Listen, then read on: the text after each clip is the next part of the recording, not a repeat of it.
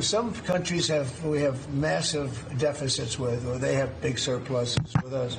The numbers are crazy, and others have basically no surpluses. You know, we have some that are pretty even, but they hurt us in other ways, and we just want to get that taken care of.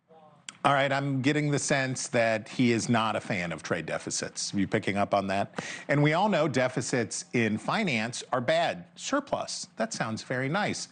So we thought we might try to unpack the argument that is at the heart of the president's effort to reset global commerce. Now, the last time the United States was a global exporter, which is to say that we had a trade surplus, was in 1975, 50 years ago. A lot has changed in the way the world works since then. So let's go to the numbers. Let's start with the simple economic growth. Blue lines show our gross domestic product, which is basically the rate at which the whole economy is growing. This is 50 years, the blue line is 50 years of how much the economy is growing. The gold line, blue and gold, you see what I did there? The gold line is exports over that same period. And you can see the blue line stays mostly in a narrow band between about 2% growth and 2% contraction. Beep, beep, beep, beep, beep, beep, beep. Other than these crazy COVID years when we intentionally shut down the economy. But the gold line is all over the place, right? The gold line is up, it's down, it's crazy. The overall trajectory is down, but you can see that there's no obvious relationship between these two lines, right?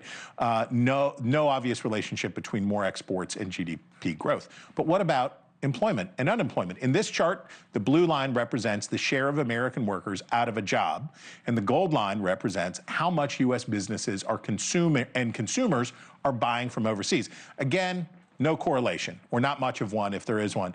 In fact, you see that when we have these big deltas in the 21st century where unemployment goes down as imports go up. But what kind of jobs? Tariff proponents say taxes on imports will help reinvigorate America's manufacturing sector. Maybe. Blue and gold are back again. This time, the blue bars represent how much of our economy, and these are inflation-adjusted dollars, comes from manufacturing. So the blue lines here are how much of the economy is manufacturing. And gold, again, represents imports. This is the percentage of the economy that comes from imports. And you can see that we have increased the value of manufacturing. This is a success story, right? So from the beginning of the 21st century, we have increased the value of manufacturing in the United States by about $1 trillion since the beginning of the century. And that happens even as we continue to run. You can see the gold line here. We continue to run this big trade deficit. Could tariffs decrease imports and increase manufacturing?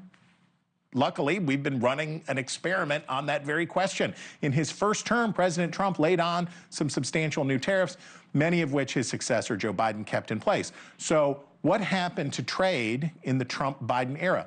Turns out, not that much. Turns out that not that much.